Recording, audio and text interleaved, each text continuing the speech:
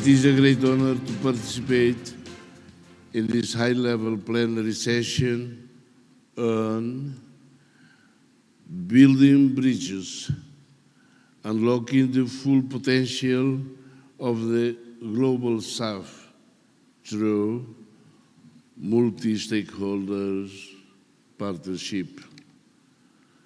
I would like to express my gratitude to the people and the government of Indonesia for their warm hospitality and for organizing this important forum. Before I begin, please allow me to extend my congratulations to the government of Indonesia for the great success in holding the 2024 national elections. The elections reinforces Indonesia's position as one of the world's great democratic states. I would also like to congratulate President-elect Prabowo Subianto on his election victory. His overwhelming win demonstrates the trust that the Indonesian people have in his leadership and his vision for Indonesia. I am confident that he will be an outstanding president. Our region and the world need a prosperous and outward-looking Indonesia. With rising geopolitical tensions and international fragility and conflict, we need a strong, non-aligned Indonesia to continue to play a positive role in world affairs. I am also pleased that Her Excellency Rebecca Greenspan is here today. I was honored to recently speak at the 60th anniversary of the United Nations Conference on Trade and Development in Geneva, discuss the role it plays supporting sustainable development and building a fair and inclusive international economic system. Excellencies, the Timorese journey to independence was difficult. Like many countries in our region, it was marked by colonialism, interference from the West, violence, and setbacks. We became a sovereign nation on 20 May 2002. In our short period of nation building since this time, we have realized that independence brings with it many challenges. Peace building and state building are not so easy.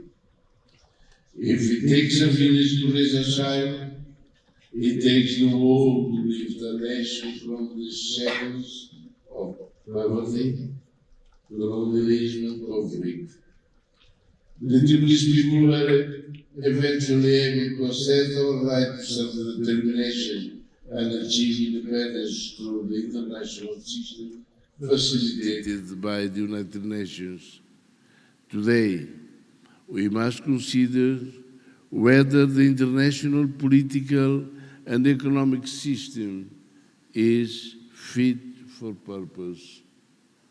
We must ask if and how the Global South can reach its full potential.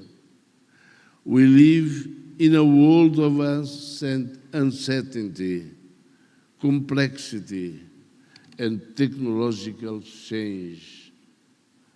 A world, however, in which there is entrenched poverty, inequality, environmental crisis, and widespread human suffering. A world where conflict rages, from Gaza to Ukraine, from Yemen to Sudan, and from Haiti to a range of fragile countries across the world.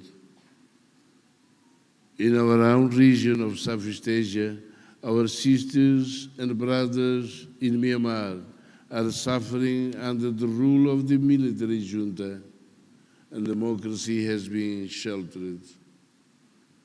In Timor-Leste, we know from bitter experience that there can be no development without peace.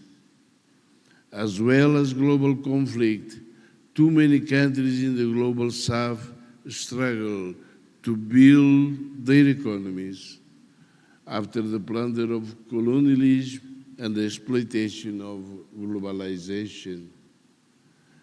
While some countries such as Indonesia, China, and India have large emerging economies with strong rates of economic growth, too many least developed countries and small island developing states have no clear path to development. This is at the same time that global inequality is rising to obscene levels. It is unacceptable that the richest 10 men in the world own more than the poorest 3.1 billion people, while we see the concentration of great wealth in the world's rich. Many hundreds of millions of people are allowed to suffer extreme hunger. And we have the climate crisis threatening the very existence of many states. Developing countries, especially small island developing states, have not caused the global climate crisis, yet we pay the highest price. We struggle to mitigate and adapt to climate change due to a lack of finance, technology, and capacity. Developed countries in the global north have failed to deliver on their promises and obligations under international treaties to provide the financial and technical support we need to mitigate and adapt to climate change. They have also failed to provide us the support to achieve the United Nations Sustainable Development Goals. And so, the Global South continues to be exploited by the global economic system. Too often, foreign aid, including from the multilateral development banks, is provided with conditions that allow the global north to continue to control the global south. This includes the imposition of conditions that infringe on our national sovereignty and our ability to implement country-specific development plans. Too often, our natural resources are stolen from us. It is in the context of this disordered and divided world that we must work out how to unlock the potential of the global south. Indonesia has been at the forefront of advocacy for the global south. This high-level plenary session is the latest example of Indonesia demonstrating leadership on issues of importance to developing and non-aligned countries.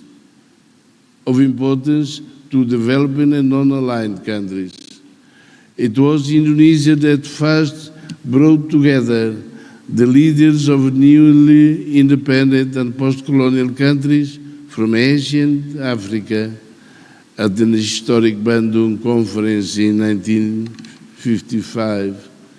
At this conference, the Global South came together to discuss shared challenges and aspirations and assert sovereignty. The conference laid the foundation for the non-aligned movement and South-South cooperation, raising the possibility of a post-colonial world of peace, equality, and international solidarity. The Bali Conference, reaching affirmation at the Havana Conference, introduces principles crucial to South-South cooperation. These include respect for sovereignty, non-interference in internal affairs, the peaceful resolution of disputes, and the universal application of international law. These principles should continue to guide us as we develop new models of multilateral cooperation and multi-stakeholders partnership. Timor-Leste takes these principles very seriously. For example, when Australia was blocking our maritime sovereignty by refusing to negotiate maritime boundary with us, we initiated the first ever compulsory conciliation process under the United Nations Convention on the Law of the Sea. In doing so, we demonstrated our respect for international law and our confidence in its ability to peacefully resolve disputes. This high-level plenary session continues the proud tradition of Indonesia building solidarity between the global South and supporting multi-stakeholders partnerships. It is through multi-stakeholder partnerships that we can re-envision development models and our approaches to sustainable, inclusive, and equitable development. Timor-Leste understands the benefits of partnership to solve global challenges. Multi-stakeholder partnerships can help provide finance, technology transfer, capacity building, and the collaboration needed to solve common and complex issues. For example, the partnership approach is being implemented by the United Nations Conference on Trade and Development make important contributions to national development. We also have the G7 Plus group of 20 fragile countries. This international partnership provides support between fragile countries to help them achieve resilience and peace. The G7 Plus effectively advocated for the adoption of Sustainable Development Goal 16, the Peace Goal. It is vital that multi-stakeholder partnerships take into account individual states' national interests, priorities, and aspirations. Most importantly, multi-stakeholders partnership must be built on trust. Trust is the foundation upon which successful cooperation is built, both within the global South and between the North and the South. Without trust, division will only increase, weakening cooperation and allowing external interests to influence the direction of our development. Today, as global diplomacy begins, we must ensure that South-South cooperation is stronger than ever.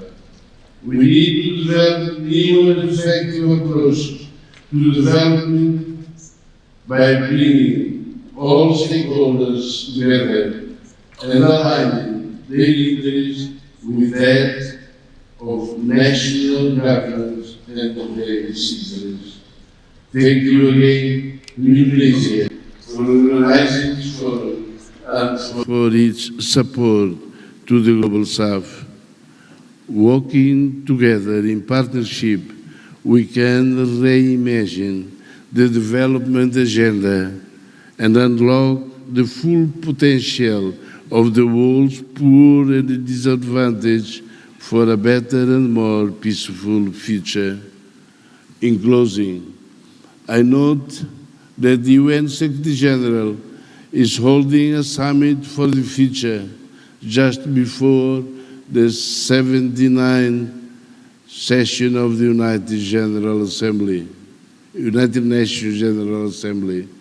I suggest that the outcomes of this forum and the voice of the Global South reach to New York and be heard at this important summit. Thank you very, very much.